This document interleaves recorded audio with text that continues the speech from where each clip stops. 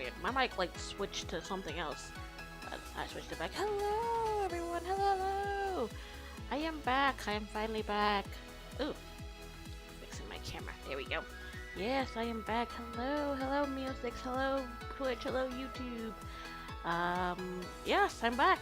If you saw my Discord, I did do an announcement, saying that I was coming back.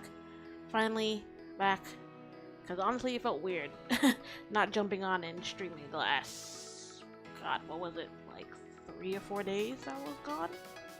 Yeah, but not to go too into deep of what happened, but yeah, like some family issues kind of boiled over, and then with that, and just upcoming bills and rent, just everything coming through, and just, it was a lot. Last couple of days were pretty stressful, so I decided I was just gonna just take a few days off, and I was like, I'll see how I feel to come back and do our podcast episode. But I'd say everything kind of mellowed out, everything's kind of calm and chilled. I mean, can't really do nothing more about bills, because that's just something you gotta do. But we're just trying to work through it, work through everything. Some other updates, actually, it's not 100% confirmed, but I do have a interview Tuesday. I'm gonna say tomorrow, but no, it's not even midnight here yet. But I have an interview Tuesday for a full-time position. So definitely will let you guys know how that works out. Hopefully it does. Because like I said, I was thankful that I still do have my current job at the one. The part-time I was doing seasonal, because like a lot of people left as soon as the season was holiday season was over, so they needed people to stay. So I was like, well, I don't really have anything planned. I don't have like another job already lined up, so I will definitely, if you guys need me, definitely let me know. So definitely will, see how that works out. If maybe I could do both or and whatnot. Because honestly, it just seems like these bills just keep coming. Hopefully, all goes well. Yeah, no, definitely with that, I would say definitely, it was funny, because I did it, like, the day, what was it? I did, like, Thursday, the application for this, because, I'm just trying to find something, and, was trying to find something remote, trying to find back another remote job, because I didn't really like, the remote job really does help, because it cuts down on having to actually get up and go somewhere for a couple of hours, come back, you can just do it in the comfort of your room or living room or wherever you're at. So, trying to get back with that, because, ooh, pardon me, that would also help cut down.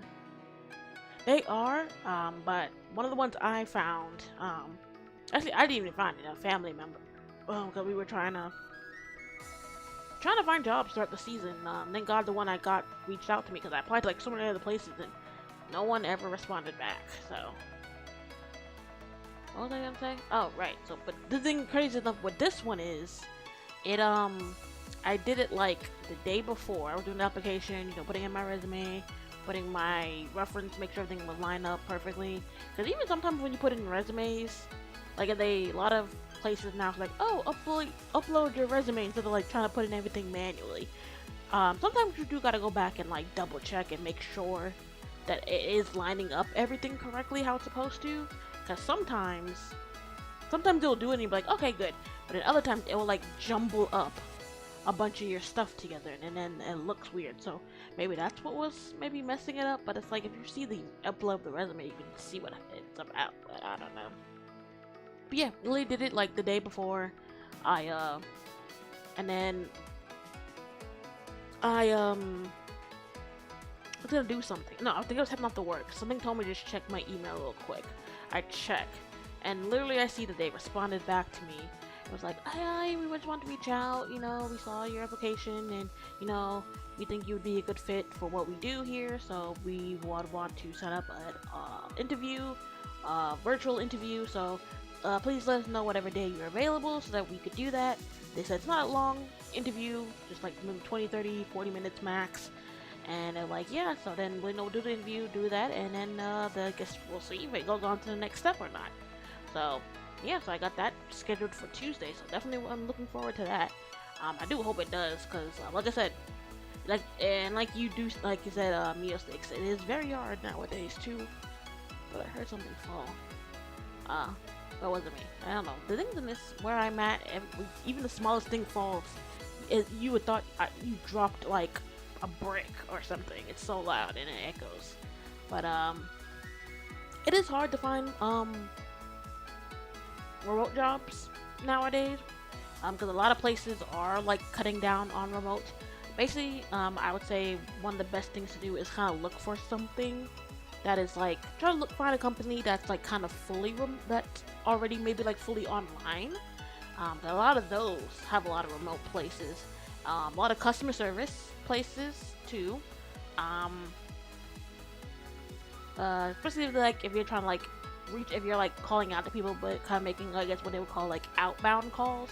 So it's like you're not taking in calls from customers, you're reaching out to the customers. So try looking for stuff like that because a lot of those positions kind of they have like for remote. I guess it like makes sense. It's like you're reaching out to people. You could easily just set up a thing in your room or somewhere quiet in your house and do that. So you just gotta look. I mean, they say. Also, I would definitely recommend trying to find like going on like jobs boards or even sometimes YouTube because there's like some YouTube channels or videos of people posting like, hey, here are some jobs you guys can look forward to. Here are some remote jobs from like maybe companies you probably didn't heard of or maybe small ones. So, it is a struggle sometimes, but luckily not all the remote jobs are gone, so you can definitely find some. So, yeah, so basically, yeah, I kind of dealt with the family situation, kind of got everybody back on the same kind of wavelength. Everything's kind of, it's not 100%, but I'd say for now and for what's going on and everything going on, it's kind of where we need to be, kind of, just to kind of keep the peace, keep everyone kind of level-headed so we can, make this year better than kind of how last year ended. Also, I've been, with that, I was also just kind of going back and like rewatching anime to like get my mind off of stuff like the anime we'll be talking about today. Also, for some reason, I don't know why, maybe I saw something about no, I think it was like the newest episode of the no, actually I lied. What brought this up for me to start rewatching this anime was in our Discord. We were talking about I forgot who it was who brought up Bleach, and then we were talking about the how I seen the first 2 seasons or parts of the final arc that's being animated. I started watching the 3rd part that's currently out. I stopped at episode 10 or 11 because only up to that was dubbed. Yes, I'm a dub watcher. Sometimes I'll watch sub, but I've grown up watching dub, and especially for something like Bleach, I watched that all completely dubbed back in the day, so it'd be weird to kind of go to the Japanese, and especially since in the Japanese they addressed everyone by their last names, and in the English they address everyone by their first names, so that'd be like a weird disconnect for me, especially as someone who grew up watching Bleach too, so I've been like literally going back and like rewatching Bleach. I also put in a link in the Discord when we were talking about it. Because Bleach is one of the ones that's ridiculously long, but also kind of one of the things about Bleach, especially like the old anime adaptation, was that it had a lot of filler. So I put in a link to basically be like, hey, this website kind of breaks it down like, hey, okay, here are the episodes that are main story from the manga are actually from the actual creator. Here are the episodes that are filler that were just made up. There's a lot of filler. There's like 2 or 3 filler arcs in Bleach, which is insane to me. 2 are like kind of long, and then there's like 3 like really short ones, like maybe 10 to 15 episodes. It depends. I don't remember. I've been kind of skipping those. I've kind of just been rewatching like the main stuff. So I've kind of gotten back to where I kind of won't spoil in case anyone hasn't seen Bleach. Basically, I'm in the Iron Card arc. So yeah, no, that arc was crazy. Just like rewatching it was kind of like bringing back old memories of when I was watching this and was just like completely stunned. So it was like that, and then I was watching Vampire Knight, and there's really anything else. Also, one more thing before we actually get into our main topic today, I did want to give a shout out to some more people who follow me. I think I've said you last time when you rated in. Oh, it's 5 days. Damn, that's when this happened. Okay, so 5 days ago, CT, followed me right after rating me. So I just want to give a shout out to you as well. Again, after them was 4 Charm. They followed me 5 days ago. Then Scottish Pickle underscore C137. They followed me 5 days ago as well here on Twitch. And last person that followed me 2 days ago was Nyapkin? I hope that's not what I'm saying. Nyapkin? Like nya, and then like the ending of napkin. Followed me 2 days ago. So thank you guys so much. Thank you. Just with that. Ended up with 45, so we were almost close to our 50 mark. So it was crazy when I kind of logged back in and I saw this. I was like, oh, whoa. Look, some people followed me and I didn't notice. I mean, but then again, I was kind of not in the right mindset to see streaming. So definitely give a shout out to you guys as well, and to my YouTube as well. So let's get into our main topic, and then afterwards, I thought maybe we go through and a lot of people have been requesting I react to this, especially over on the YouTube channel. Basically, it's the 5 years later full series by the Ink Tank. Basically, it's like a crossover series that they made. I think it's supposed to be involving Ben 10 and Danny Phantom. Because I also checked out some other videos they did on this channel, and it looks like they did Ben 10 stuff, but it looks like they also did some videos with Danny Phantom, which that's another popular series that I watched a lot growing up, so that'd be interesting. It's let's see, it's 11 videos, and they all kind of range to like 10 to about 25 minutes. I say, yeah, like the shortest video is like 10 minutes. The longest one I see is like 24 minutes, so they aren't like ridiculously long, so we could probably go through the whole thing today, right after we do our podcast episode. But before we get into that, like I said, we'll be doing our podcast episode. We'll be doing season 2 of Vampire Knight, named Vampire Knight Guilty. So it's a 13-episode anime, pretty much picking up exactly where the first season ended off. There was a bit of a gap, because the first anime ended around like June, but then season 2 picked back up same year of 2008, started October 7th all the way to December 30th. So it was in the premiere of fall of 2008. Producers are TV Tokyo and Aniplex. Licensors were Viz Media. The studio that animated it was Studio Dean. Of course, the source material is the manga. Genres you'll see the anime pop under are drama, mystery, romance, supernatural. Themes in the anime are love, polygons, and vampires. And the demographic it'll pop under is shoujo. So, like I said, this is the synopsis from my anime list. When the missing Zero Kiryu returns to Cross Academy, Yuki Cross is why can't I say this word? Relieved, I guess. I don't know why I'm struggling with this word. To see him safe, but finds that Zero has changed in more ways than one. As a result of choices he's made, Zero is plagued by visions, and he seeks to uncover the reasons behind them, unaware that the answers may be closer than he thinks. Soon, Yuki begins to be tormented by ghastly hallucinations, and she seeks an explanation about her shrouded past from the only one who can provide clarity, pure-blood vampire Kaname Koran, who is closest to her heart. But what will happen when the truth is finally revealed? Yeah, so pretty much, like I said, picks up exactly where the first anime ended, first season ended. So basically, at the end, the pure-blood vampire Shizuka died at the hands of Kaname, but at this point, everyone believes that Zero did it, even The vampires up in like high society believe that he's did it. But he's like goes missing for I think it was like maybe like a month or two. He was gone for a while, so of course Yuki is part of the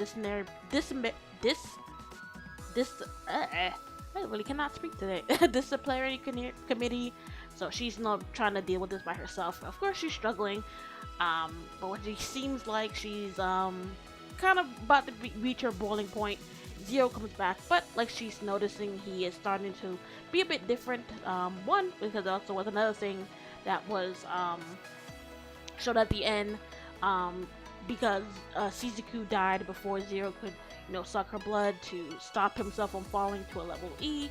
Kaname, kind of not for Zero's purposes, for his well-being, but kind of for, whatever plans he has for him, as well as him, being Yuki's guardian in Kaname's mind, decides that, he'll help him maintain his sanity, since he too also took some of Shizuku's blood, so her blood is mixing in with his. With that, it is able to sustain him in some way, also kind of makes him stronger, kind of makes him more vampire-like, which of course really throws Zero off, because he still hates vampires, all the death and destruction they bring, but does know that kind of like he needs these powers if he wants to keep the ones he has near him safe. So, but of course, even with that, people, the vampires and like the government side of their whole thing, do believe that Zero was the one who killed Shizuku, so they send over assassins to the academy to kill him.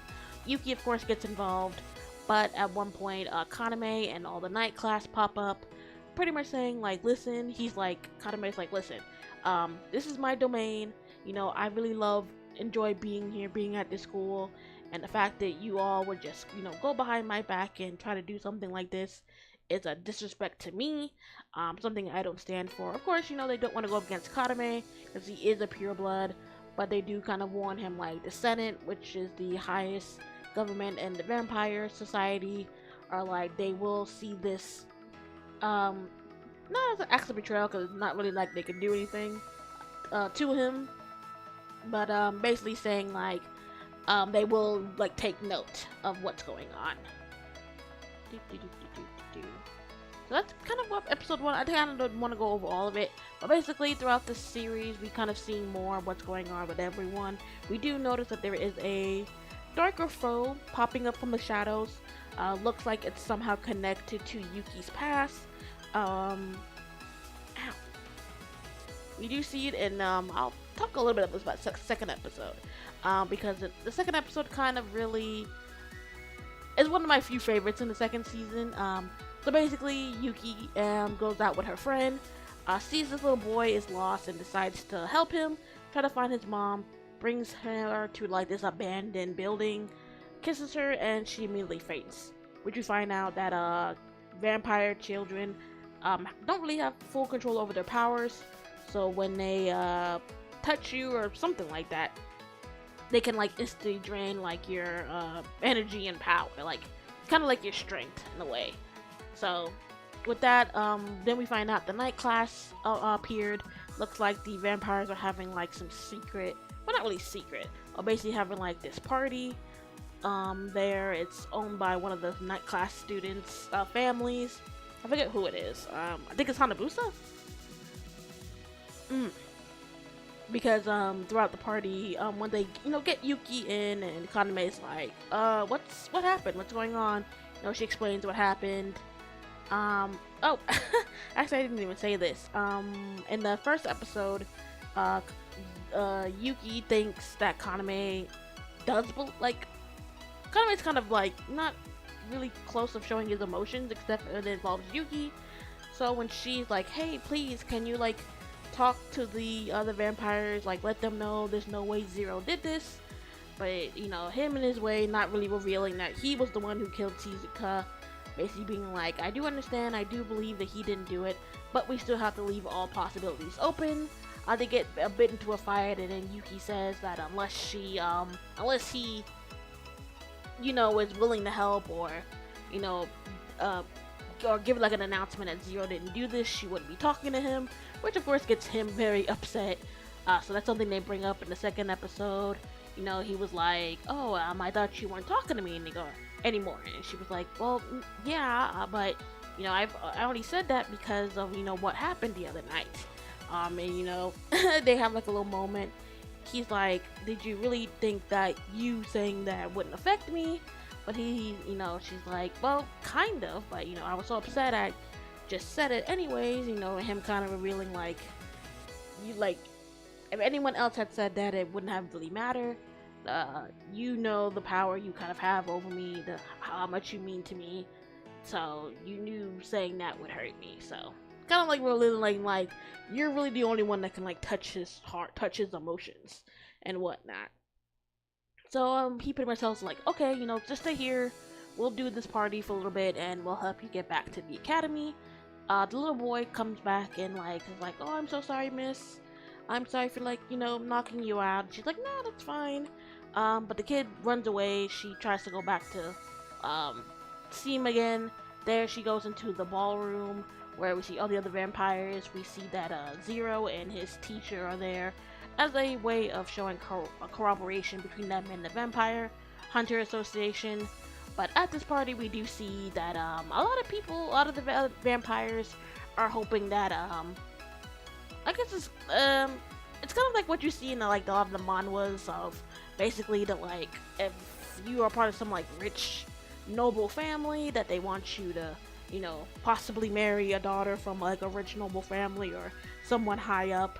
So I guess you can kind of see it as Kaname is kind of like, he's not the king, but because he's a pureblood, he is like that top rank of basically could be like a king or be like the highest status of noble in the vampire or like in this society. And of course, being someone of that high rank, greedy and selfish families would want that connection between him, and the best way to do that is in hopes that he would pardon me, that he would marry a daughter from like one of the families, making her their wives, and hopefully them giving birth to children that's connected to the family in that way. So Yuki sees this and gets totally distraught. Oh, like that one guy from Noblesse. Oh yes, like that. Actually, I saw that. I saw the remake that they made a couple of years ago. I don't even remember when the original came out. I just saw the remake around like it was around like COVID time, so that was a while ago. But yeah. What was I saying? Oh, so Yuki sees this. She, of course, gets distraught. She already kind of has in her mind that Kaname is someone out of her league. But, of course, with her deep feelings for him, still seeing like all these people trying to, push marriage onto him, trying to get him to get a wife and have kids and start a family, really distraughts her. But Kaname comes back, immediately noticing that she was there, kind of gets a little bit upset, teases her a bit, and then basically saying like, oh, none of that matters, you're the only one I care about, the only one who really matters to me. And even gives her the option, gives her a simple question, basically being like, would you give up your humanity for me? Would you become a vampire, become a monster that drinks blood and only comes out during the night? Would you do all that just to be by my side? She does say yes, and it looks like he's about to like turn her when she starts crying, and then he gets up and he's like, kind of like plays it off as a joke and being like, see, this is what happens if you don't keep your guard up. And then immediately, like, at the end they take her home, but then she is kind of like conflicted. In that moment it looks like she really was willing and willing to do it, but part of her was kind of hold back because she knows that if she were to actually do that she would be losing a lot. She would like lose, she fears like she would lose all her friends, her family, all the people she already cares about, to basically be to enter this new world of a vampire, which would be interesting because we will get to that a little bit later. So I think we'll skip a few episodes. This one I want to really talk about. Okay, I think it's like episode 5 or 6. No, that's 5. Okay.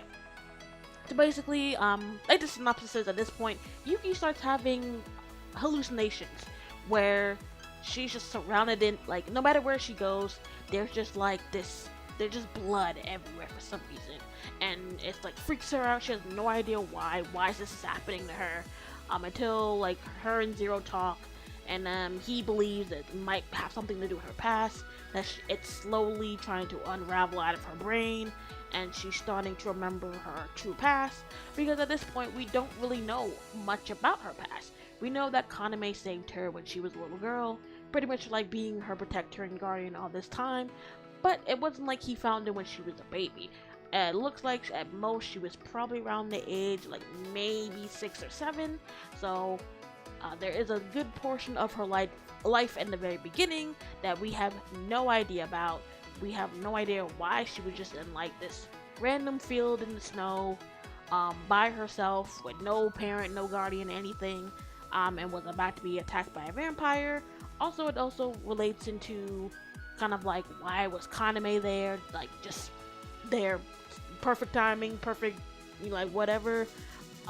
She really starts questioning it a bit more, saying like, yeah, no, clearly something's going on, something slowly trying to unravel her as, the story is progressing. She tries to talk to Kaname, but of course he is dodging the question, basically saying that it's too soon, it's too early for you to know the truth, because once you do, everything will change, everything that you hold here, you might lose. And of course he also fears that by her doing that, by like finally learning the truth, that he would lose the connection between them. So he's like, no, let's just keep everything as it is. Let's enjoy this peace and this tranquility between us. But she does still want to know because she is being haunted by this. Of course, this gets Zero's completely pissed. So he goes to Kaname, pretty much just points out his gun and is like, listen, clearly you know what's going on. You know, you have some connection to Yuki that you just been holding from her all these years. You see she's struggling, that something is trying to come out of her, and you're not helping her relieve any of her fears or doubts at all. And then, of course, this kind of in a way intrigues Kaname, because most other vampires, when they are confronted by a pureblood like him, they cower kind of in fear and intimidation. They bow down to him, show him their respect as you would like a king or a god. But Zero is not like that. So this really does kind of throw Kaname off. He's used to other vampires kind of bowing down to him, showing him immediate like respect and servitude. Zero's like, no, hell nah, and points a gun to him any chance he gets. Of course, this really does piss him off, and he also, as we can see, we can kind of see more of the love triangle really forming between these three. He's kind of like, I hate the fact that, you don't act like other vampires around me, that you're arrogant and whatnot, and then he's like, I also hate how close you are to Yuki, how much she depends on you, how much you mean to her, kind of being like she's mine, you have no idea what's truly going on, and yet here you are, doing all of this. It just pisses me off. So, of course, both boys pretty much hate each other at this point, but they both know that if they were to do anything to the other, that Yuki would pretty much hate them, knowing that even though they don't, whoopsie, drop something, that even though they hate each other and can't stand each other, and pretty much know at this point that they are love rivals, they both know that the other is just that important into Yuki's heart and life, that she couldn't imagine life without either of them. So they know that if anything were to happen to the other, it would completely crush Yuki. She would never be the same, and that's not something that either boy wants to happen to her. It's just, it's so sweet. I love it. I don't know, I love stories like that. Even though the both boys are rivals and would immediately want to get rid of the other so that they can have Yuki to themselves, they know deep down that they can't do that, because if anything were to happen to the other person because of how much they mean to her in her life, it would absolutely crush her, and that's not what they want. They don't ever want to be the cause of anything that could bring her pain, discomfort, sadness. And I think that at one point that's something they even talk about in this episode. That like he's like, I think it was Zero who brought it up first. He was like, I don't care about anything. I just want her to be happy. I mean, like, truly, truly happy. You know, has no care and no real care or worries in the world. She can just live her life how she wants, with the happiest, genuine smile on her face. Kaname, totally agrees. They also, Zero brings up, he's like, I just want her to be safe. I want her to not ever have to worry about harm coming to her or people trying to get to her.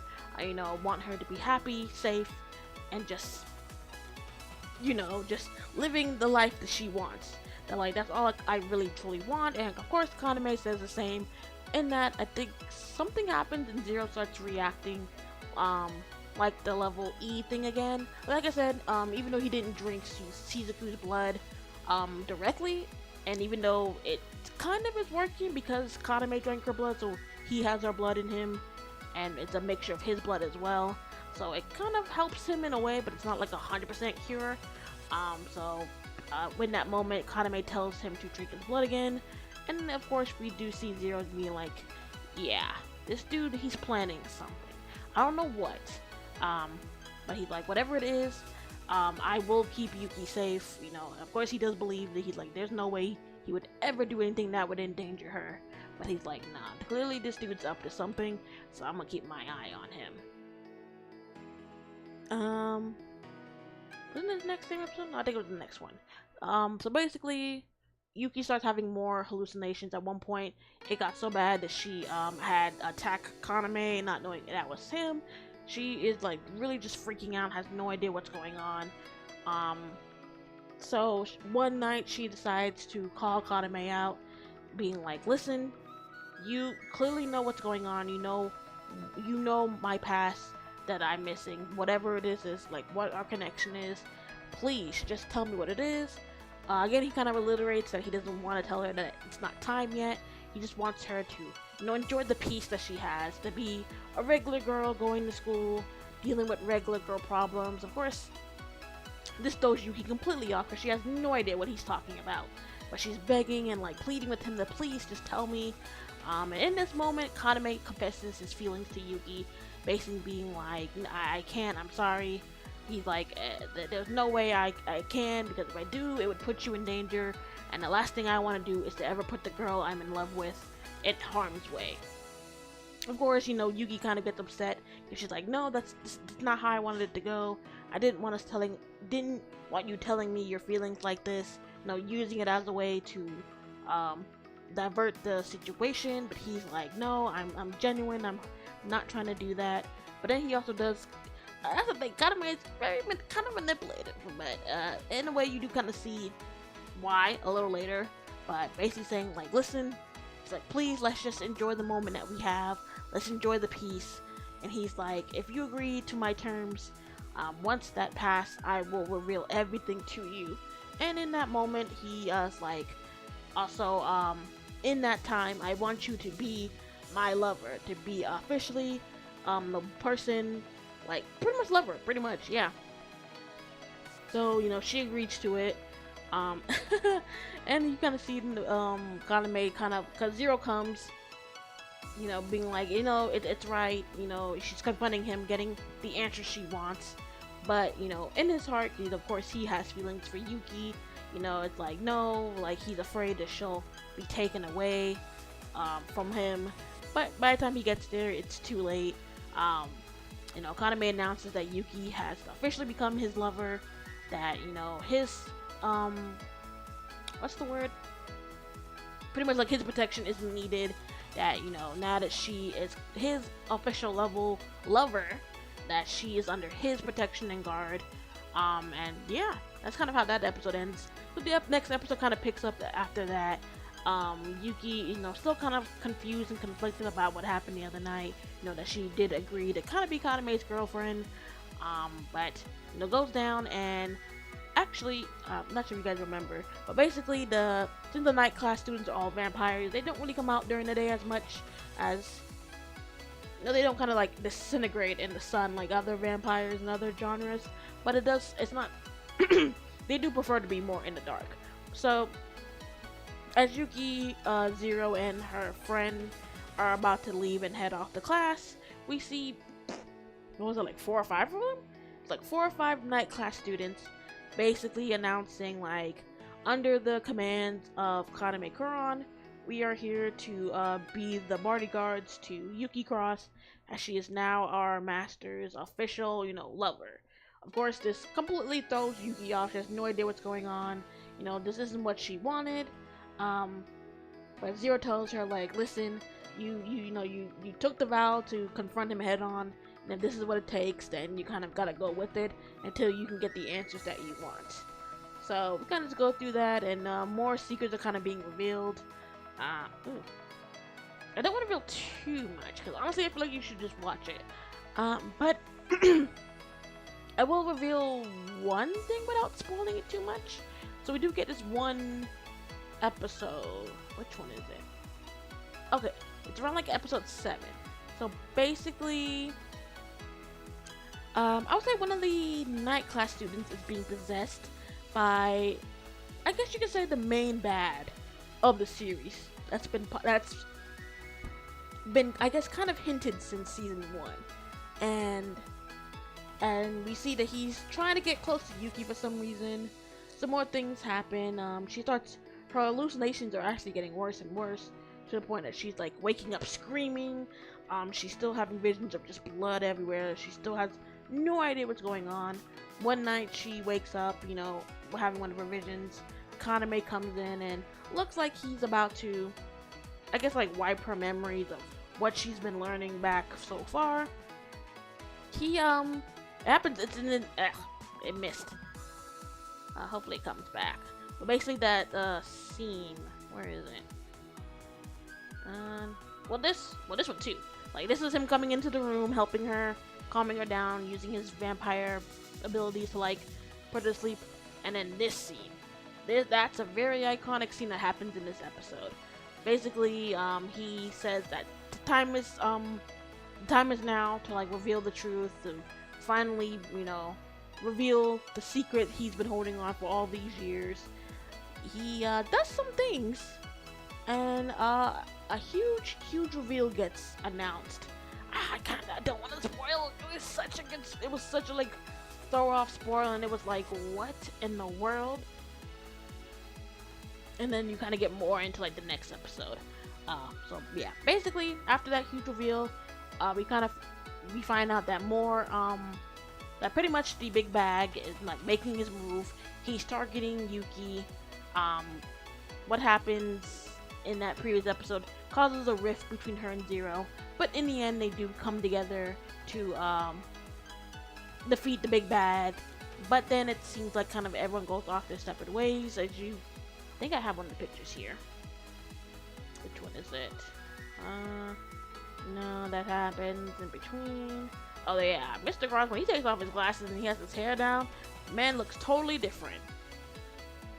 And then you find out, I think it was revealed in the first season, that he was basically like some hotshot, like the top rank vampire hunter in the association. Where is it? No. This one. Why'd it go back? This one. Why is it going so fast? Well, basically that one. It's kind of like the ending scene you see at the end of the episode, where everyone kind of like is going their separate ways, and that's kind of where the story ends, anime-wise, because it turns out there actually was a bunch more that was never animated in from the manga. I don't remember exactly what happened because I haven't read it in so long.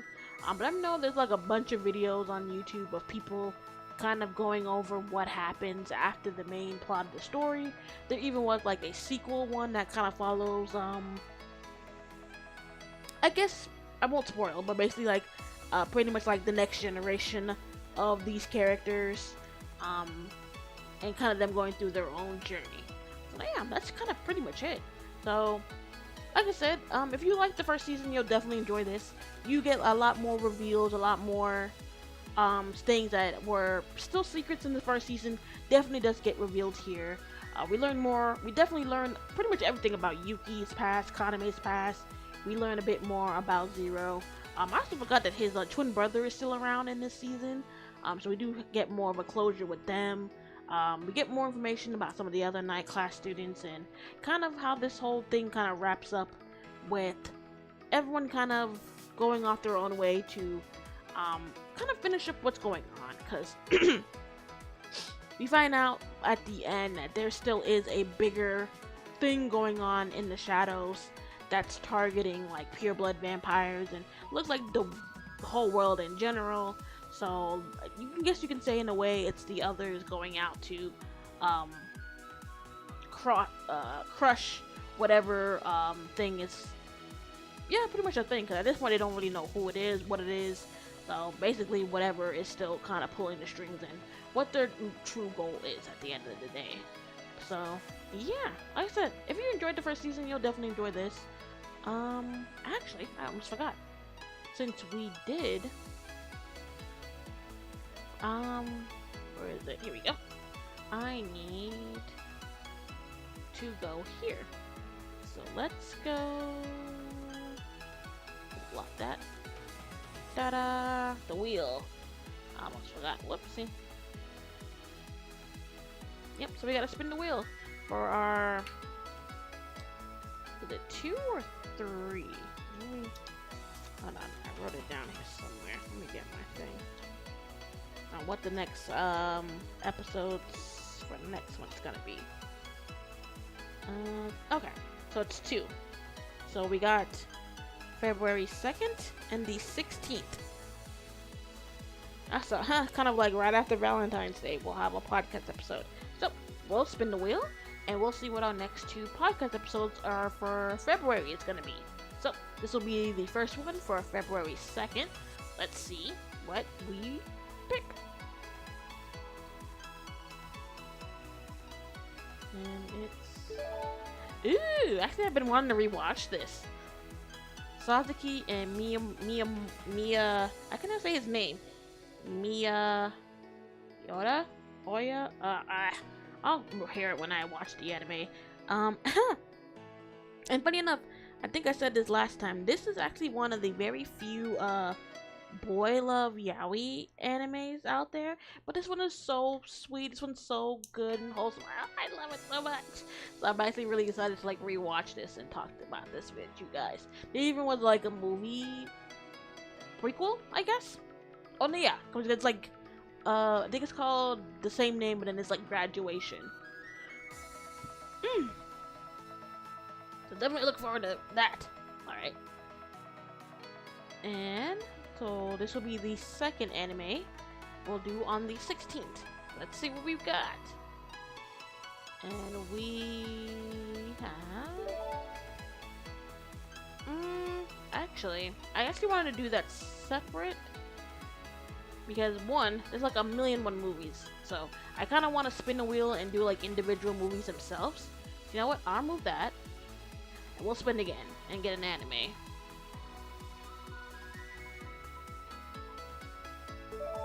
Ooh, and kind of what we can do for Valentine's Day.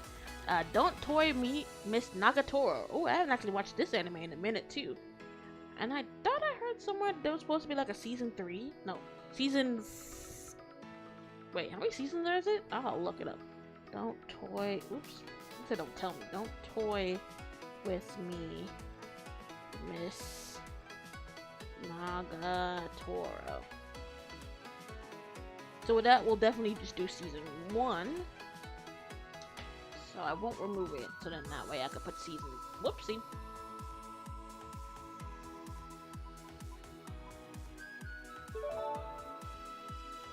Yeah, like that, but...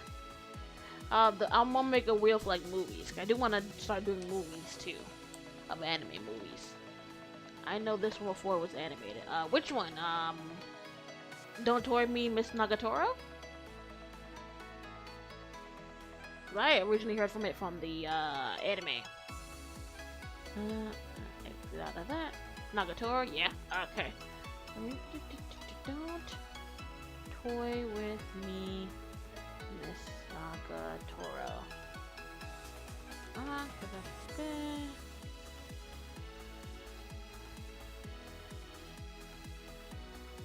I'm trying to look up how many seasons is it? Just is it? I know there's like 2.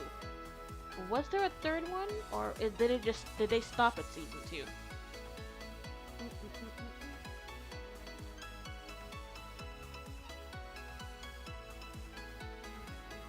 Okay, no.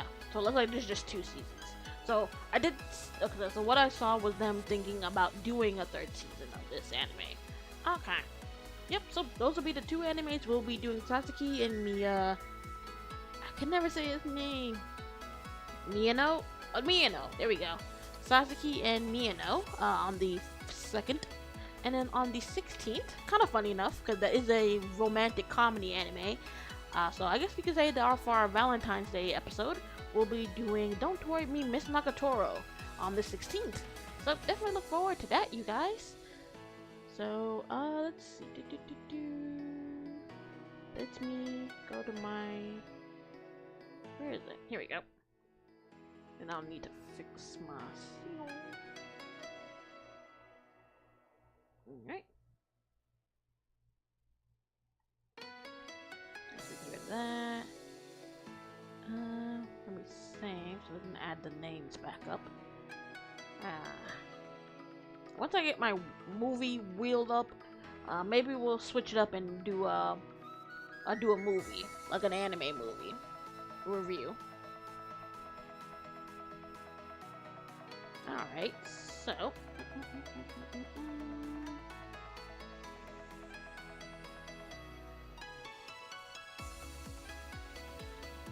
alright, so as you can see, yep, so this is the one that people were recommending me I should react to. Or just watch on the channel, watch from this channel, the 5 years later, looks like crossover series that, the Ink Tank did. Ooh, ow. He did these, well, they started a year ago, and the last one came out 3 months ago. So like I said, they're pretty short, actually, they're not super long. The shortest one is like 9-10 minutes, and the longest one is like 24 minutes. So I thought maybe we just go through these real quick, and then we'll call it a night. Let's do the saddest anime movie you can think of, like a silent voice. Ooh, that one was pretty sad. It's been a minute since I've seen a sad anime movie. I'd have to go through. I went through such a phase when I was watching so many like anime movies back in the day. But yeah, I'll put on any one I've watched, and then any ones I haven't. If anything, that would also give me a incentive to watch those too. The ones I've been putting on hold for like forever. So let me actually blank that for a sec. Let's get this up and running. Get that.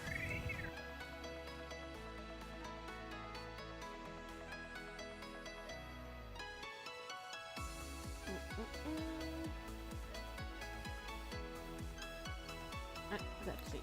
Turn off the music. Here we go. Alright, so this is the first one.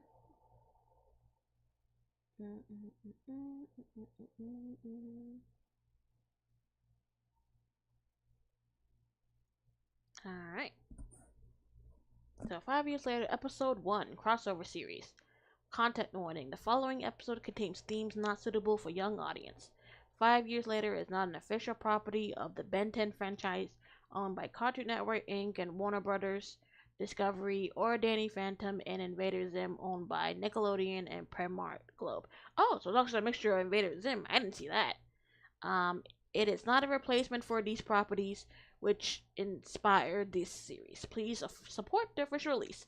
Ooh, actually, before I do that, let me blank that for a quick sec.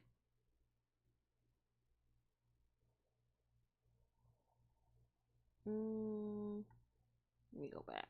Is there a way to... Yeah, there is. Let me copy. Right, so that's the link to the playlist. You guys can definitely check that out. I definitely will put that down in my descriptions here on YouTube and Twitch later on, so you guys can definitely check out the original video. You can get to check it out yourself. So yep. So let me get that up. Make sure the volume is on. Alright. Music is off. Yep. Alright, so here we go. So this is episode 1.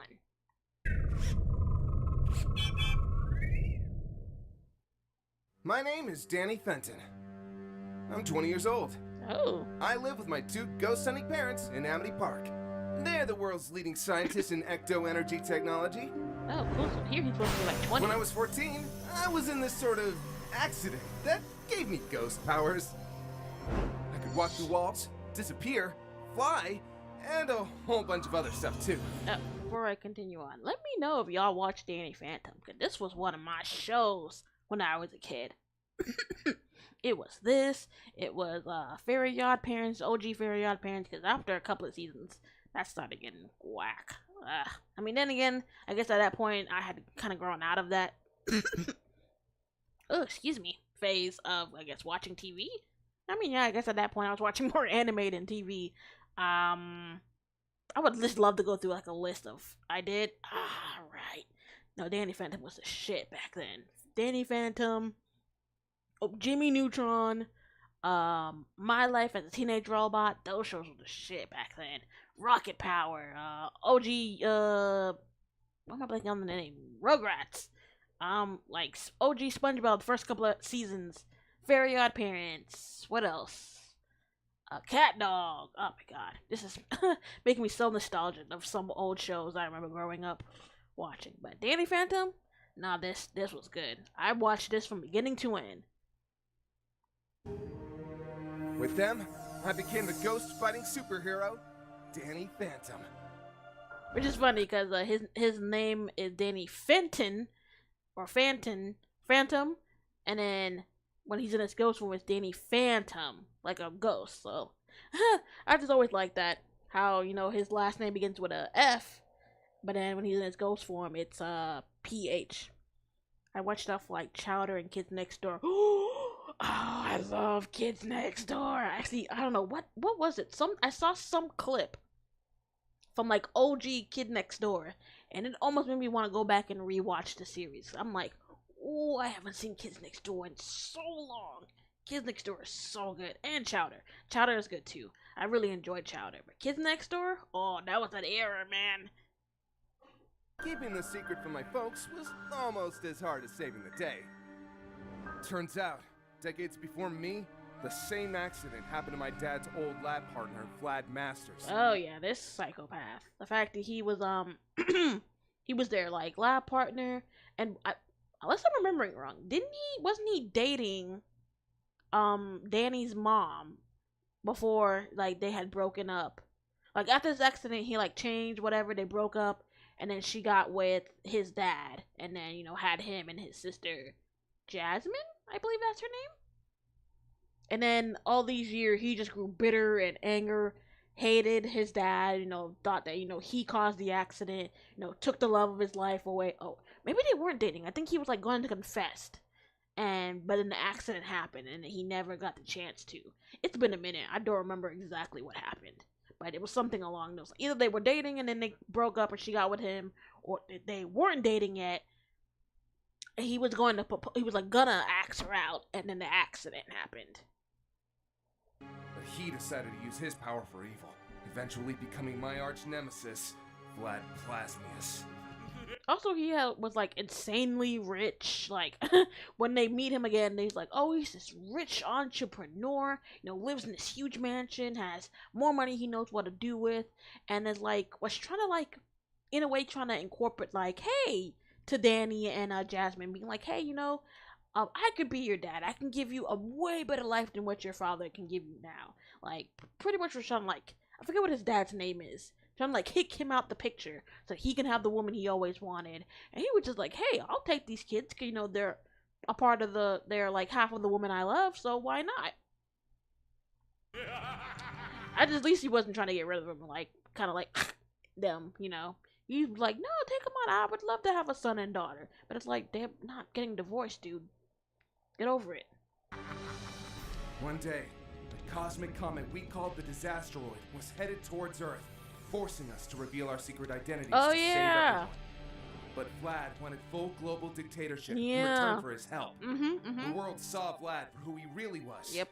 And when his plan backfired, he was left stranded in space. Oh, shit. That's what happened? Really? Is that what happened?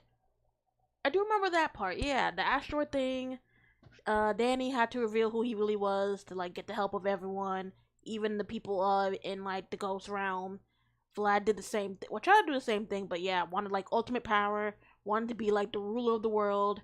Everyone was basically like, hell no. But did he get trapped in space? I don't remember that.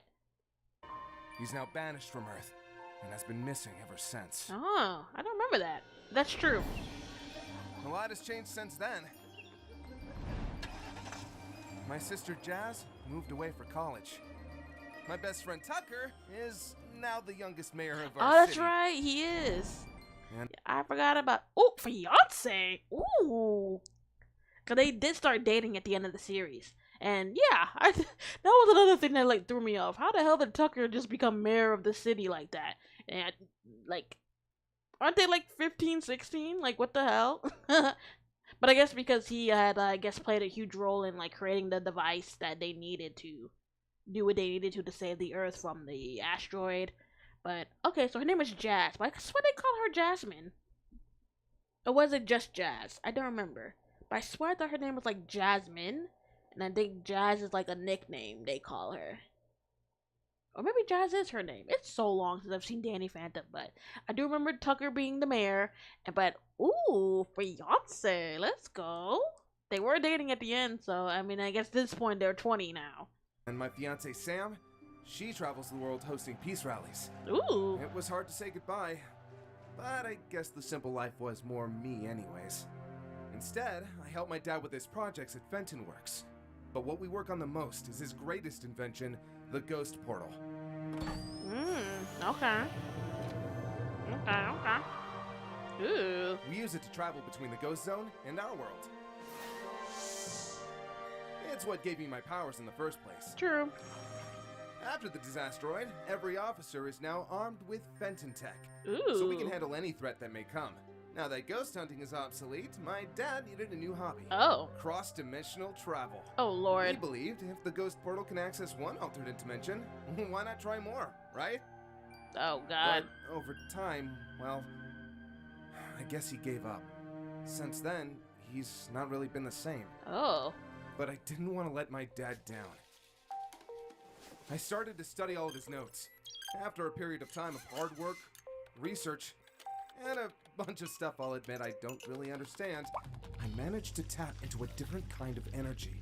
Energy I've never even seen before. Alien energy? Before I told my dad, I wanted to make sure it really worked. I couldn't let him down. Not now. So I decided to explore it myself.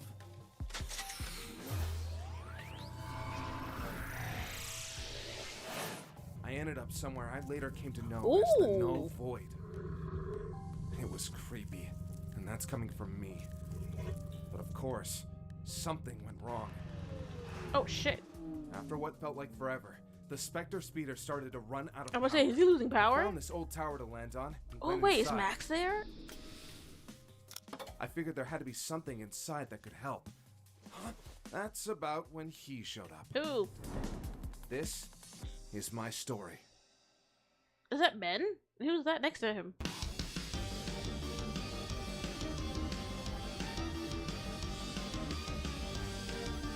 Oh, this is cool as fuck. What the fuck?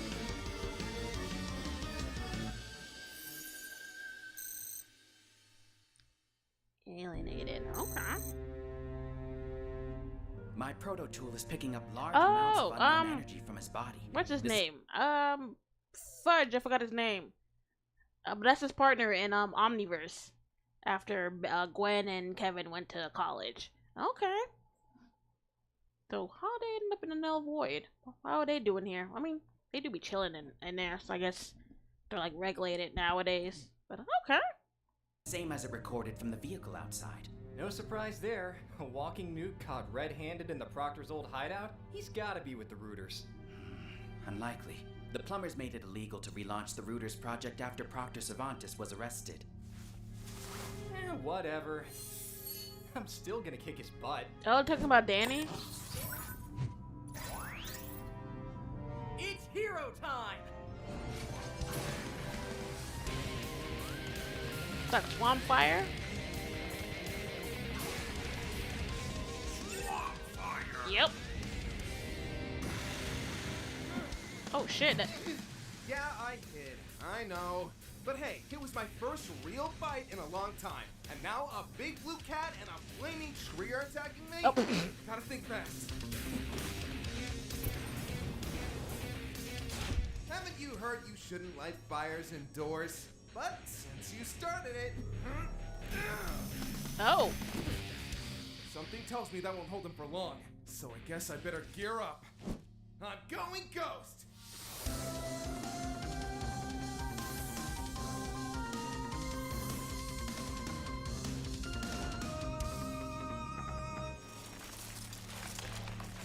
Going what?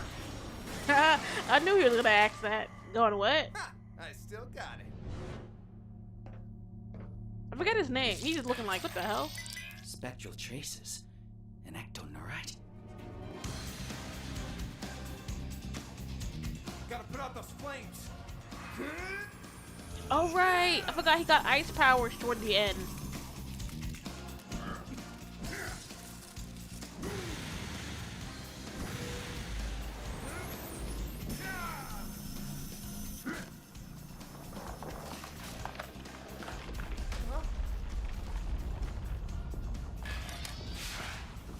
Oh, what the fuck? Who shot that? Nice shot, Rook. Oh, I Rook. believe I have That's his name. identified our intruder. Ice powers. Some type of big chill. Nope. I know. Actually, I have found ectoplasmic elements from the blast he fired at you moments ago. Think he's some kind of alien hybrid? Perhaps Cervantes somehow escaped and is experimenting on a new group of children. Well, now that you mention it, he is a little old for the prop. Huh? Haha. Damn it. I got it. But they would be around the same age, wouldn't they? Whoa, is that the same guy?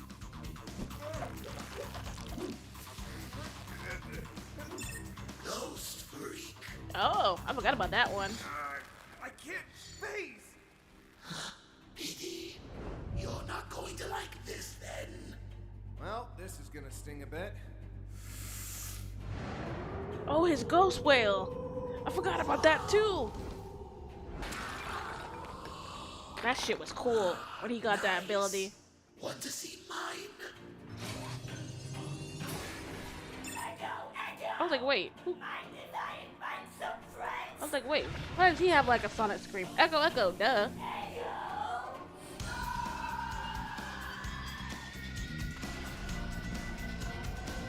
Ooh, that's gotta hurt.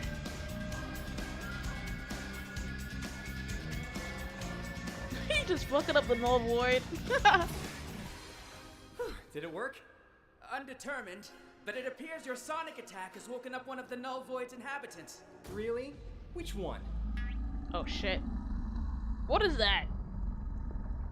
Oh, that one.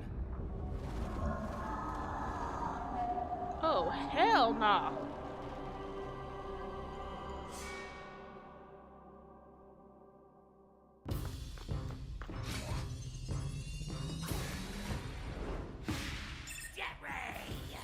Look, tag in. You find the ghost boy. I'll take the way bad. Way bad. Hey, you there! Please halt! Sir, I am attempting to arrest you. It's huge. That is a mutated Toku star. Our world was invaded using these beasts, so we sent them here in the Null Void to contain them. Oh. So they're bad news. Got it. Still the hero. How's it going on your end, Rook? He is attempting to pursue the Hello, Toku X star. Rose Heart 19. Really? Just reacting to this 5 years Ben 10 Dude, series. What's your angle? Look, I came here by accident. Now I'm just trying to help. We can finish duking it out later. Well, if you're serious, aim for the frill on the top of the head. It's a blind spot. What are you gonna do? Something cool. This should be fun then. Just don't hold back and try not to get in my way. Ego much?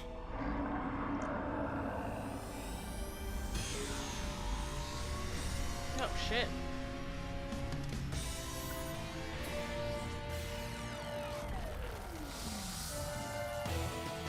Feedback! The energy's overflowing inside me! I'm gonna inject it upwards! Stay low! I had a better idea. No wonder the voice of Danny sounds familiar. It's Keonique from Team 4-Star. Oh, okay. I was wondering too. I was like, why does this voice sound familiar? I just couldn't pinpoint where. But okay. That's another. How I wish I could, but I've seen that the Dragon Ball bridge that they did like 50 times. That thing is hilarious. Sometimes I go back just to get a good laugh because that thing is so funny. Like they took some time to do that. Can't really do that nowadays. They get copyright like a mother.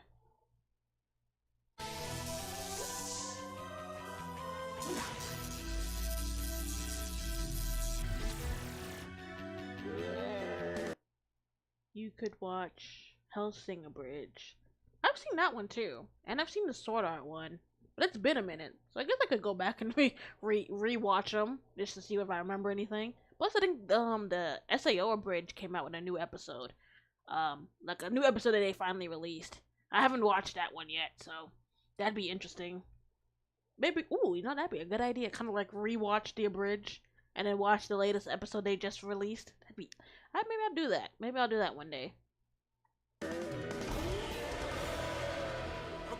that works. Got any more surprise ideas? I don't know. Hit it again.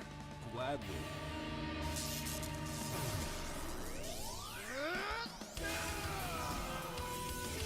But this is interesting, you know, seeing this crossover between Danny Phantom and Ben 10. And apparently Vader Zim too, because they said Vader Zim is like also in this.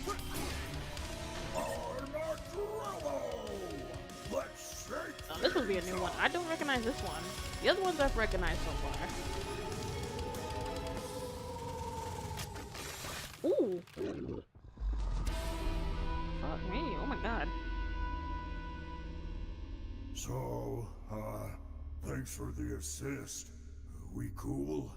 Yeah, sure. We're cool. You alright, dude? Don't tell me I went too hard on you back there. Yeah, I'm fine. Just haven't been too liberal with my powers lately.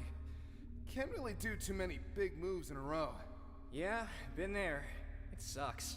Still, you did pretty good out there. Danny Phantom. And you are? Wait, you don't recognize me? No. Should I? I was actually gonna ask you the same thing. Really? How's that work? Well, for one, there's a giant statue of me holding the earth over my head in the capital of every country. Prove it.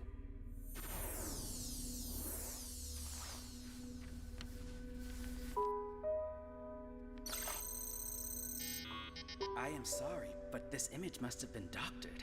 There are no recorded sightings, blueprints, or any historical archives of these installments. In fact, I cannot find any record of you at all. Talk. And so, I told them everything. That is quite an interesting tale. Looks like my dad's inventions work yet again. So this is the Null Void, huh? I take it this isn't your dimension either. Nah, it's where we used to keep intergalactic criminals. Now it's more like an anarchy. It's kinda awesome. But What the no, hell? Rook and I are from Earth. My Earth. If this isn't your Earth, why are you here? That big floating metal thing you parked your ship on? That was the evil lair of some guy we took out a few years ago. When you entered, an alarm was set off, so we had the plumbers teleport us in. Plumbers? A code name for our alien police force. You'll get used to it. Come on, we'll take you back and see how we can help you. So this cross-dimensional stuff is just a regular thing for you here. Pretty Literally, much. dude, you have no Yeah, idea. Ben's kind of Tell used me to this at this point. You're a ghost, right? Well, half ghost. Yep. Half ghost? How can you be half ghost? Does that mean you're like half dead? It's complicated. Well, like, I guess they half his Lukic, DNA got Reba, corrupted. Please prepare the guest room. We have another one. Ben and Rook took me Another back to one? Plumber What does that HQ mean? Until they could figure out how to help me get back home. Oh shit, is he But stuck getting here? home turned out to be the least of my problems. Oh no. Danny's dimension. This was only the beginning. Oh no, what's happening? Who is that? Oh, is that Vlad? Finally, after all this Wait, time, that's not it, Vlad. I'm home. Wait, who the hell? Okay, now I'm interested. Alright, so that's the first episode. So let me... Oopsie, wrong one. Well, actually, let me do both. So let's do that. And we'll jump over to episode 2. So I'll get that up and running. Alright. So, where did we go? And here. Make sure audio. And make sure it's on episode 2. Yep. Alright, so here's episode 2.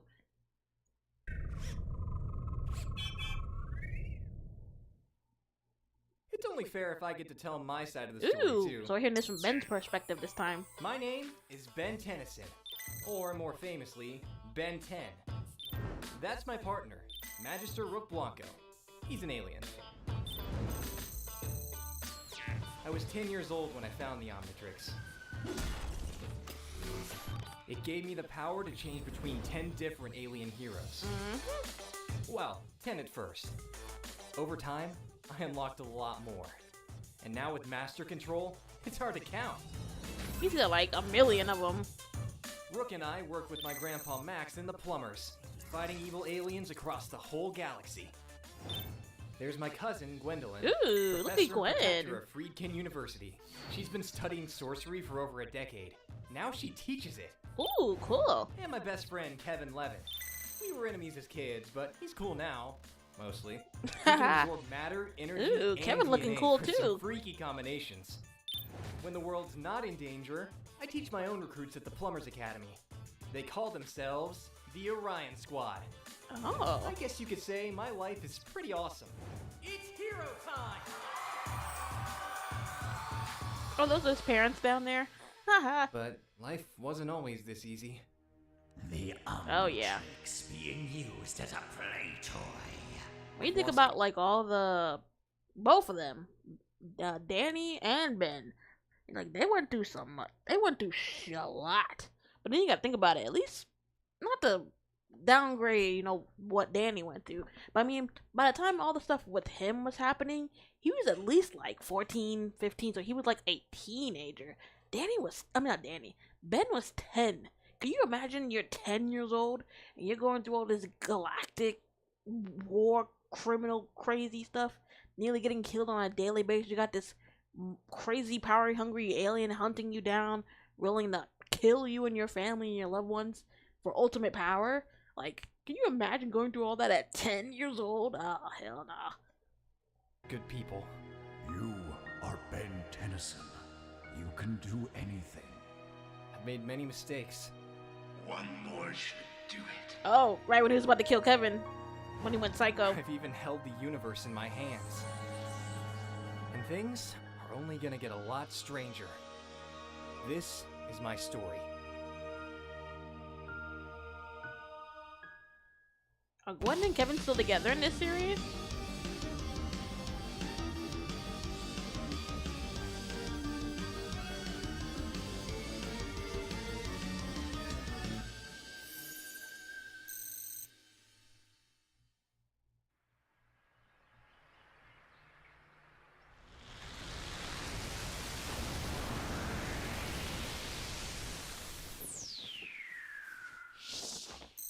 Oh, I was right, it was Vlad.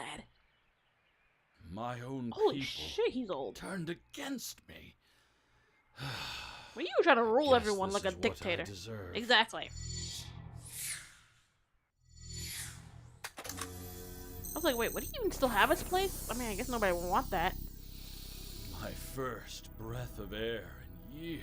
How did he survive space all these years? It's euphoric. Damn. Jack, you old fool. Jack, that's his name.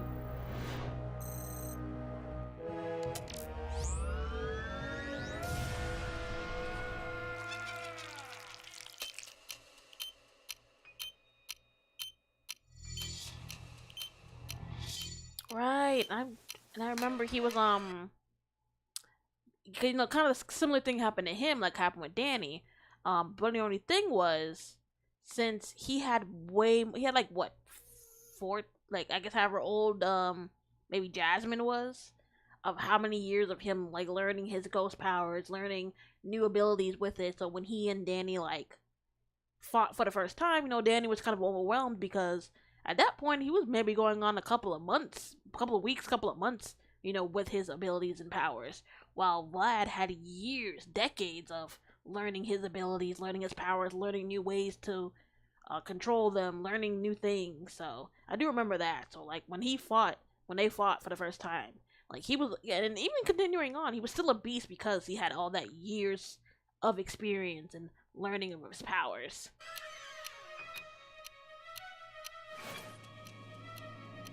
Oh, what the fudge? What is this?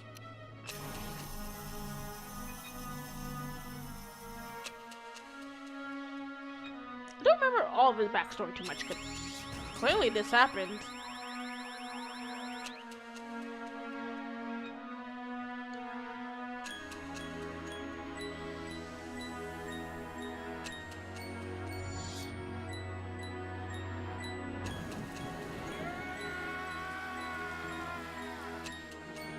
Yeah, no, he was kicking Danny's butt when they first met.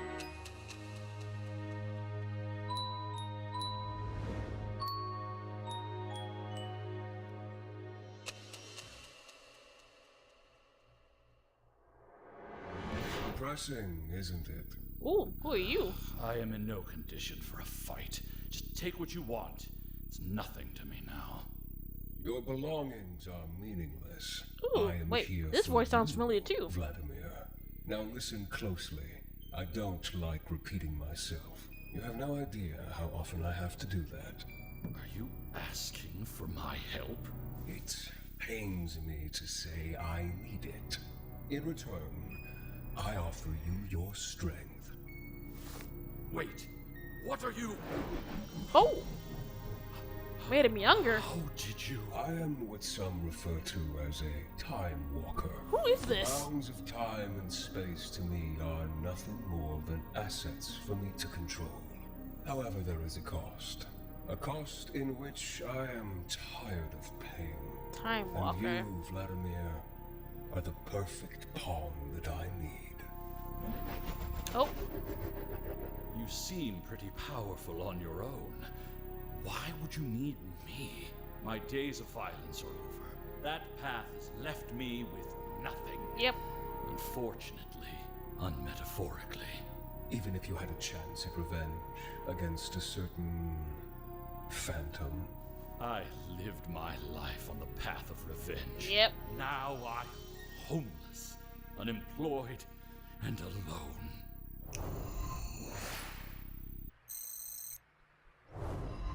Having nothing means there's nothing to lose. You see these lands? You've achieved so much in this world, and yet this world still rejected you. Because you try to control them. them. Right to lead them in brilliance. If I succeed, I can give you the entire universe to lead. There will be no one to turn you away. Why would you give me the whole universe? What about you? What do you gain from this? Oh, with my agenda, I can spare a single universe for your empire.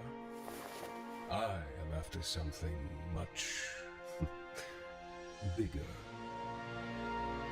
Who is this? Like, character and the voice. Who is this? The voice sounds familiar and that character looks familiar too. Thank you, Zach. We will let you know if we need anything else. Zach, you called the Saturdays? The Saturdays family bloodline has connections with some of the original plumbers, back when their focus was on Oh my god, you guys supernatural remember instead the of alien. I requested any files they had on ghosts. What was the anime called? Not anime. The show, cartoon. Was it the Secret Saturdays? Oh my god, that was a good show. Wait. I'm gonna go back to this. Hold on. That just had me think. Where is it? Here we go. Yeah. Let me go here. The Secret Saturdays. Yeah, y'all remember this? Or y'all remember watching this? Yo, so this is supposed to be Zach. That's his name, right? That was Zach. What? Okay, I'm liking this. I'm liking how they're like incorporating other things. So it's not just Ben 10 were mixed in. Not just Danny Phantom and apparently Invader Zim from what the disclaimer. But now we got the Secret Saturdays in here. Oh hell nah. No, this is good. This was my show too. I love the Secret Saturdays. Oh, it's been forever since I've watched this. Oh my god. Let me go back. Okay. Sorry, that just threw me off. I was just like, wait, what? Meanwhile, Gwendolyn is researching cross-dimensional spells to aid us. For what? If we can construct a portal that taps into ghost energy, we could access the ghost zone. If I can get to the ghost zone, I can get back to my Earth. That sounds awesome! Can I come? It'd be cool to see a whole universe filled with ghosts. Well, not exactly. It's hard to explain. The ghost zone is like a dimension between dimensions. Yeah, what flavor is this? Don't tell me you don't like smoothies. By the way, you were pretty good back there in the Null Void. How long you been heroing?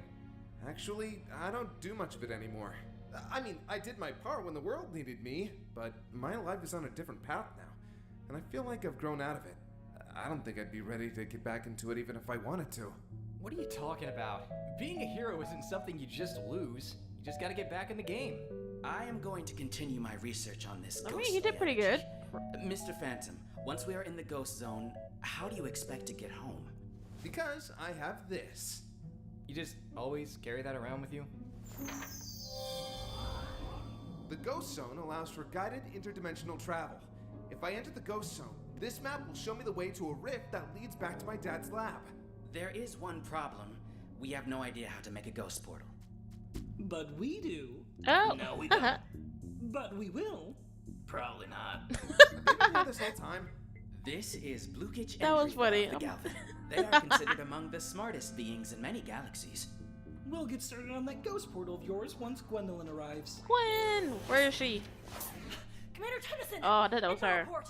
Permission to intrude! Relax, Lula. I'm off duty. What's up? A security threat was sent from Teleporter A to Plumber HQ. That's Grandpa Max's old shop. Why aren't the security drones handling it? Deactivated. And the on-duty attack squad? The threat level exceeded my privileges, so I came directly to you. Thanks for the info, Lula. Danny and I will go check it out. We will? This is your chance, dude. You ready to go ghost again? I'm coming too. No, Lula. I need you to stay here and keep the others in line. If the threat level's that high, it's important that the base is secure. Understand? Relax. We'll be back in 10.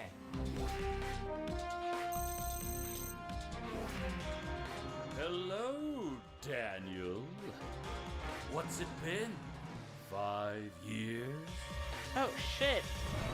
So he did take it. Okay, so he took the deal.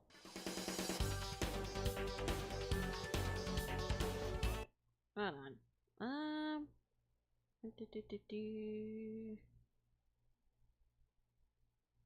Okay, so I don't think it shows who the other person was. Whoever did that Time Master dude voice, that sounds familiar as well. Okay, so let's get that. Let's do the next episode, which is episode 3. Alright. Pause that. Get that up. That. Alright, here we go. So, here's episode 3.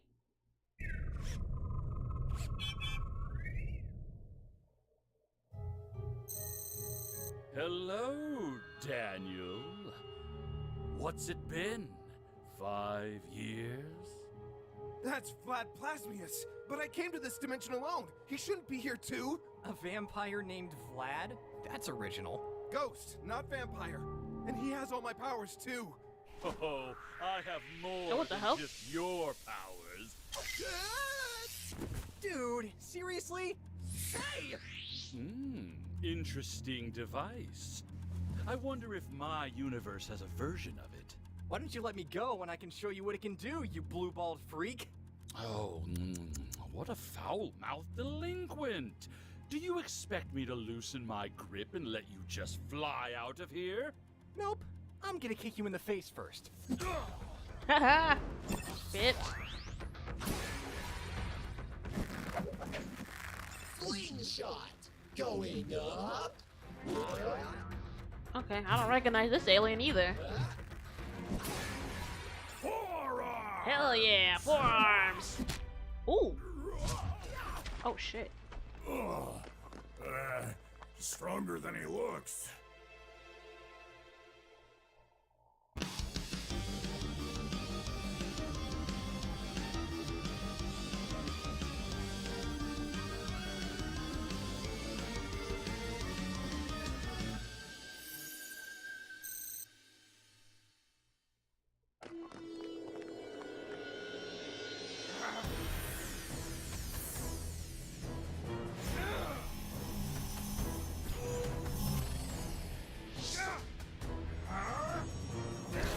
Ooh!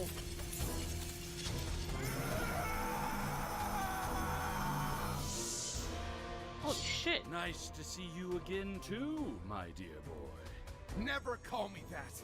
How did you get here? How are you even alive? Questions for another time. Shall we continue this little dance of ours? Stop joking around. We sent scouts. I thought you were finally gone this time. Looks like I'll have to fix that problem myself. Oh, such harsh words, Daniel. Even in my absence, you grow more like me each day. I will never be like you. Yeah, I forgot about that. That was like another thing like that really kind of drew him to Danny. That wasn't only because, you know, he was one of the child of the women he loved, but, you know, the fact that he had ghost powers and that he wanted to mold Danny to be like him, you know, to basically like use his powers the same way he used his. Kind of like, I guess, kind of forming like a mini him in a way through Danny. And, you know, was always playing like these mind games like, oh, you're using your powers for, you know, selfish reasons or whatever. You know, you're becoming more and more like me. And when he was like, no, I'm not gonna be like you. If anything, I'll be like, you know, his dad. You know, use his powers for good and for, you know, for righteousness and justice and all that, you know. Not just use it for like selfish, evil reasons like him. Ooh, excuse me. But could he always shoot the beams from his eyes? I don't remember that. I know he could shoot from his hand. I know he had the ice powers, the ghost whale. But could he shoot beams from his eyes? I don't remember that. Honestly, watching this makes me want to rewatch Danny Phantom again. But let's continue.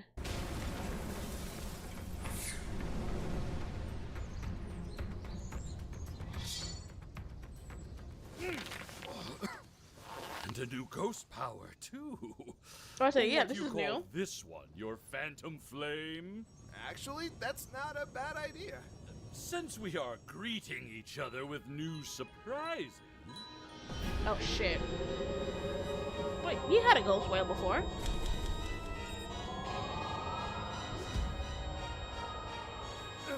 That's my ghostly whale. How did you learn to do that? Oh, did he never? 5 years alone, isolated in space with nothing but my thoughts. Oh. Wait, did he? I swear I thought he could do that. But no, I guess it was the ghost whale something only Danny had? And he couldn't do it? Interesting. I know, like, when they first fought, he could, like, kind of shadow clone himself. He can make, like, energy shields. What else? I'm trying to remember what else he could do. There was, like, other things he could do, too, that Danny couldn't. But was the ghost whale something only Danny was able to do? I don't remember. I swear I thought he could do that, too. But I guess not. Interesting.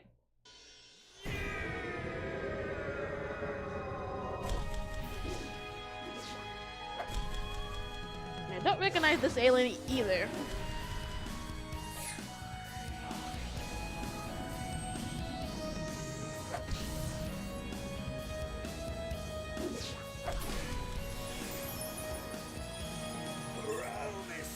Ooh, I recognize this one. know if he's gonna absorb that shit. Oh, never mind. Transformation compromised. Security protocol 5.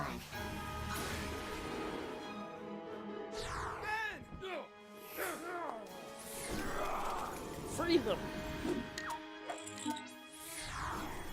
Oh, what the?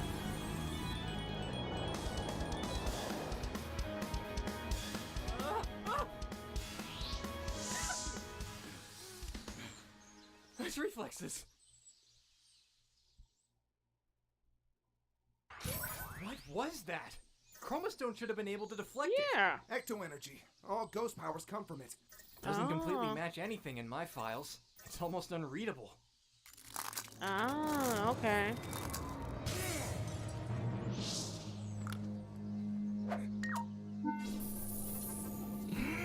Okay, I was like, wait a minute, he put So, something no on him. ideas then? I've got an alien that might do the trick, but I've already underestimated Vlad once. To be safe, I'm gonna run ahead and clear the civilians. Excella or something? I can't remember the name.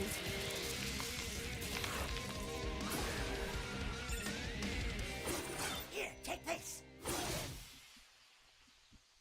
It's an open terrain just outside of town. Buy me some time, then signal me when there's an opening. Oh, when did you do this? What the hell?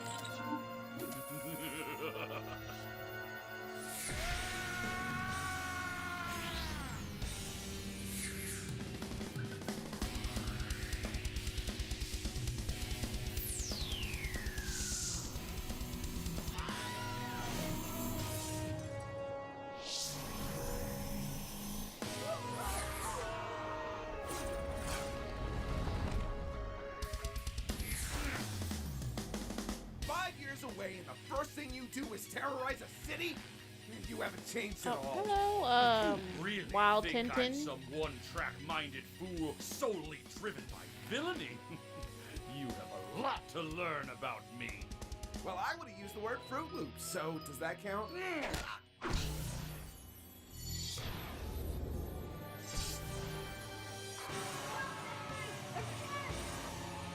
And now I have to deal with that.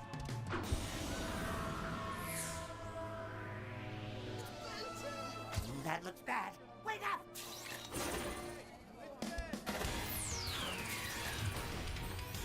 Oh shit.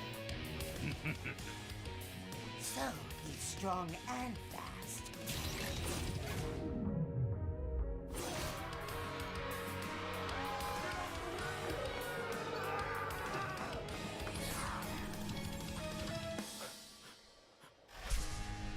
Ooh. I think I need... Hey, Mr. Tennyson. Fancy seeing you here. Thanks for saving me. Cool alien. Mind if I get a picture? Say Omnitrix. I'm not... Oh, they think it's Ben. Alien? No, there's no Omnitrix. I can't see. Do you think Ben 10 knows about him?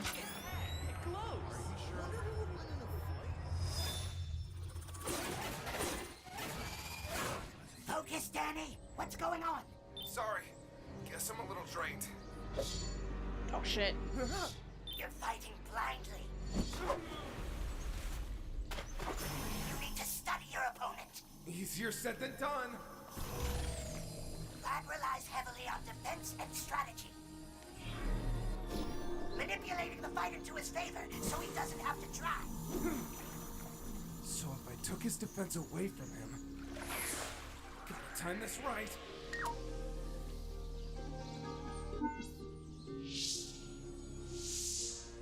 Oh wait, I think I remember what that is now. It's wasn't it it was like a ghost belt that his parents made that if you put it on it would like I forgot what what exact wording for this. Like basically it would like stop a ghost from like using their powers. So a few times Danny was like forced to wear it. And because of it he couldn't use his ghost powers. And then like the few times he like I think it was like one time he beat Vlad and he had it and he put it on him and it was like able to sustain him in his human form so he couldn't use his ghost powers either.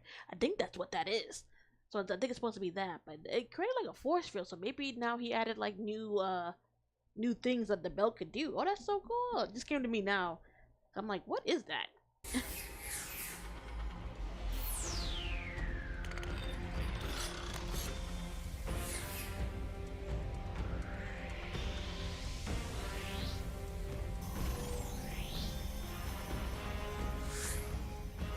Oh, did he change that thing into a sword? All right, Flatty, try blocking this.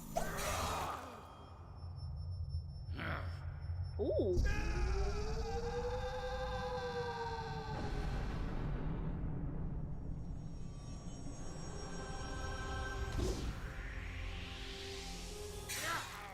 Ooh.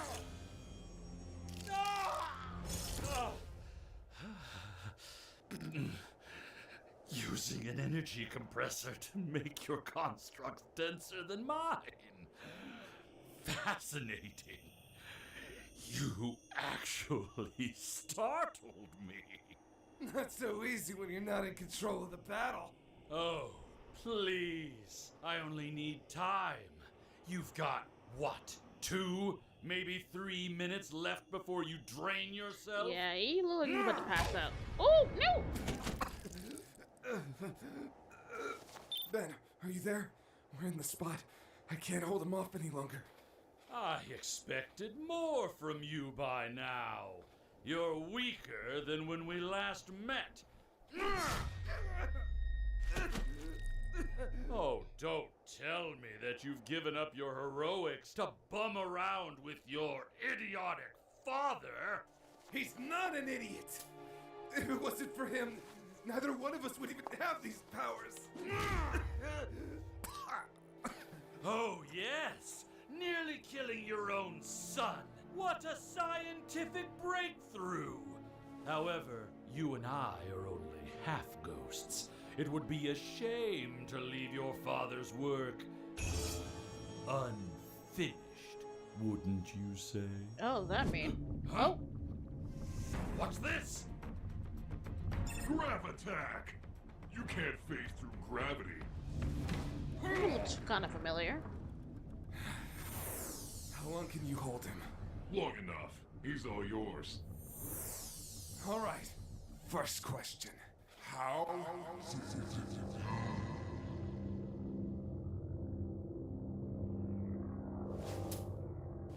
I'm free.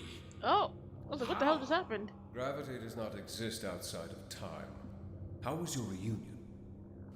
My suit tore. We'll get you a new one. Come, we have a meeting with our other associates. Who is this? Voice-wise. This dimension. What? Wait. What? Where'd he go? What the hell, Ben? You said you had him. Dude, he's your bad guy. How can I know he can break physics? He can't. This doesn't feel right. If you really did have him pinned. Then something else must have helped him escape. Maybe a teleporter? But why? All he did was fight us, then run. It didn't seem like he was after anything. There must have been something I missed. I should have paid more attention. Whatever it is, we got this. We're heroes, remember?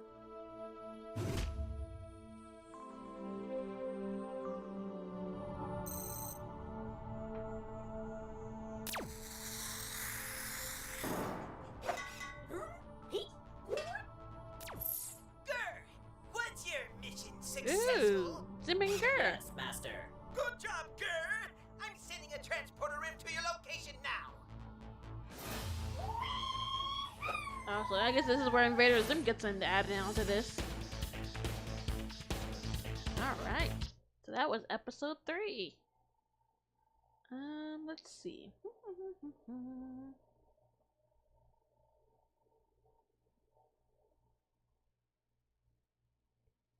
You know what? I think we could do. Let's do one more, and we'll stop at 4, and then tomorrow, when I come back, I don't even know what I plan on doing tomorrow. Maybe I'll jump into Sword Art, or maybe I'll do something else. Well, then we'll stop for a little bit, and then we'll maybe do like the last, what is it, last 6, I guess. Yeah, so we'll do one more, call it a night, and then I'll do the next. I'll do 5 through 11 tomorrow if I have time. Let me get 4 up and ready. Skip there. Pause that. Big screen. Okay, here. Put the audio. Yep. Alright, so we'll be doing, this will be the last one for tonight. So, 5 years later, episode 4, crossover series. Let's go. So now Invader Zim's into the fold. I come from a race called the Cronians. We understood the laws of physics so well that we learned to break them, shaping time and space as we pleased. Okay. We were titans, divine, on par with the gods. But the strain of this power was not meant for mortals such as ourselves.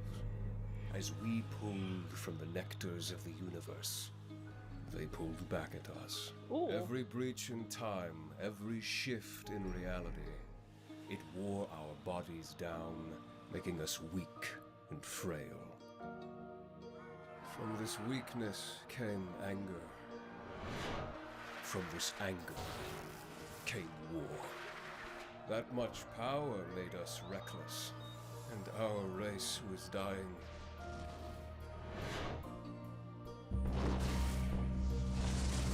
Our universe collapsing. Holy shit. We needed a new home. In our studies through the cosmos, we discovered the Hands of Armageddon, an artifact said to exist simultaneously in every dimension. It was the key to escaping our diminishing reality. Okay. But we were so feeble and few. One more leap would be fatal for a single Cronian. We all agreed to offer a fraction of our remaining power, uniting us all to bear the pain as one. However, one of us must volunteer to go through the rift, find that universe's version of the Hands, and power it from the other side to bring us to a new utopia. From there, we would teach that new universe the error of our ways, guiding them to greatness through our leadership. They needed someone young, fresh, and fearless. I was chosen to be their messiah. They called me Eon. This is my story.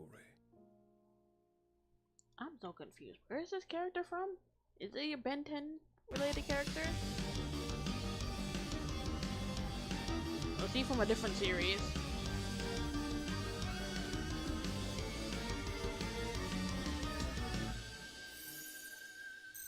Who is that voice? Oh my god, it's gonna drive me nuts.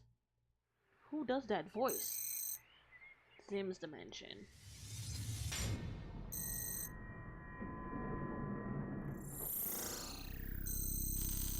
Pass me the size 23 wrench, the top shelf next to the titanium coil. Why don't you get it yourself? What do you want? A pretty please? You can float. It'd be much more practical for you to Is that reach the Animal wrench than for me. and I forget what his name is. Interesting. Fine.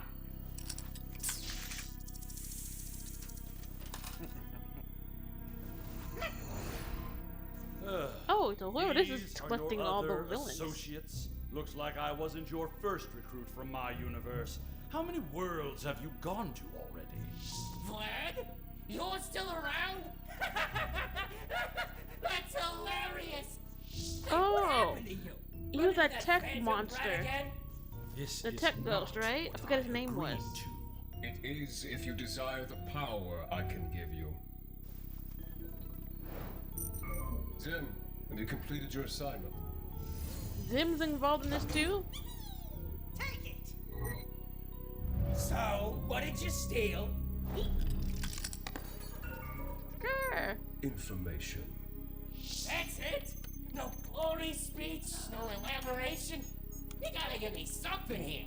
Yes, I find it amusing that you come to us with promises of power, with no explanation of your motives. I've been building this damn thing for over a month. I feel entitled to know what I'm working for. You are here by your own choice. You are entitled to nothing. Well, if that's how it is, you better tell us what we're after, or we'll walk. The more that any of you know about my procedure, the more you become a liability. Each one of you are here for a very specific reason, and replacing you would be a complication. That's more like it. If you need us, I'd like some respect around here. Got it? A complication is not an impossibility. Do not misinterpret my words, but if you are that driven to learn more, I should reward your bold curiosity. I came from my world in search of a new home. But as I am still Cronian, every leap through reality made me weaker. After years of searching for the hands of Armageddon, I could no longer power it from the other side. I was running out of time. Through my voyage across the multiverse, I learned of the Omnitrix, a device that allows the user to transform into an arsenal of alien creatures. A young human boy from Earth was the wielder of this device. I predicted it could create a new Cronian to replace me in my travels. I needed that device. Okay. I needed Ben Tennyson. Alas, it took a few tries. This boy was more resilient than I had anticipated. With every failure, I would go back in time and try again. This nearly cost me my life. Oh shit. Until one try, it finally worked. I transformed the boy into a Cronian, using myself as a DNA sample. As my consciousness drifted into his body, I was reborn anew. But I soon found this solution to be only temporary. This body would one day fall too. Every time my body would reach its limits, I would go to a new universe and obtain another Ben Tennyson. Oh my god.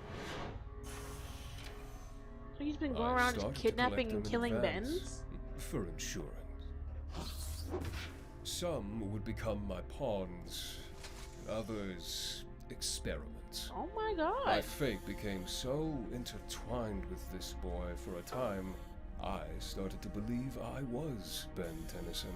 Holy fuck. But no longer. I refuse to be stuck in this infinite cycle.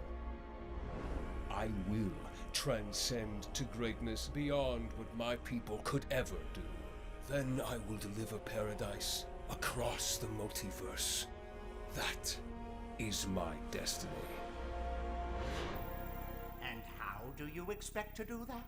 In due time, everything will fall into place. Take this humble gathering with vigilance. We are not companions. This will not happen again. Yeah, I don't think so. You still haven't told us anything worth something to me. You think I'm just gonna stay in this lab and let you... Ooh. Not cool! Not cool! Pineapple! The Cyberman pineapple! Oh, the fuck? My apologies. I can't hear you over your soul slipping away at my hands. Now learn your place. Oh my god. So he's supposed to be a Ben? Can't keep that up for long, can you? Like I said, each of you are here for a very specific reason. Dr. Animal, who comes from the same world as Ben Prime, for your expertise in biological alteration. Technus of the Ghost Zone, that's what it was. for your technopathic abilities. And Zim of this unique world, who can provide us with a base of operations, and technology that would otherwise be an obstacle to obtain. And me?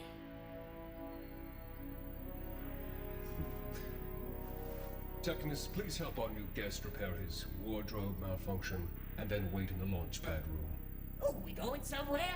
Let me guess. You can't tell me that either. We're going to steal a dwarf star.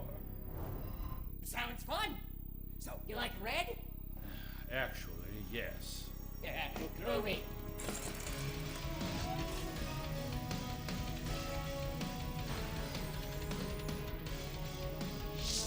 So, what do you think? It suits me. Not gonna lie, that is cool. Oh, okay, and that's episode 4.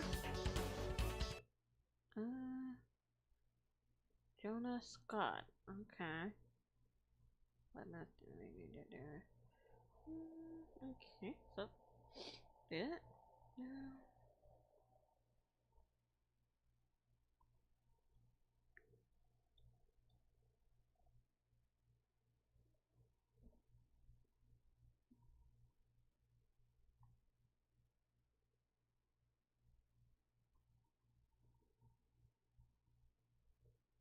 Oh, okay. I was like, why does his voice sound so familiar?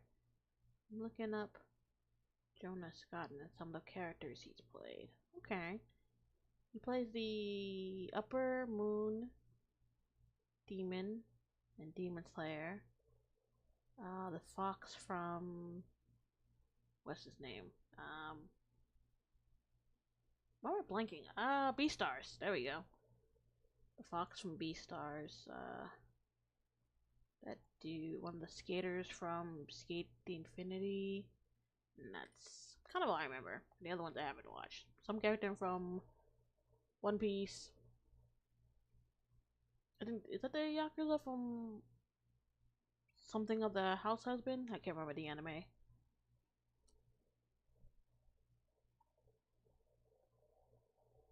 But yeah, okay. So I was like, I was wondering why that word sounded so familiar. That's kind of cool. They got like they got voice actors in here, man. So let's go.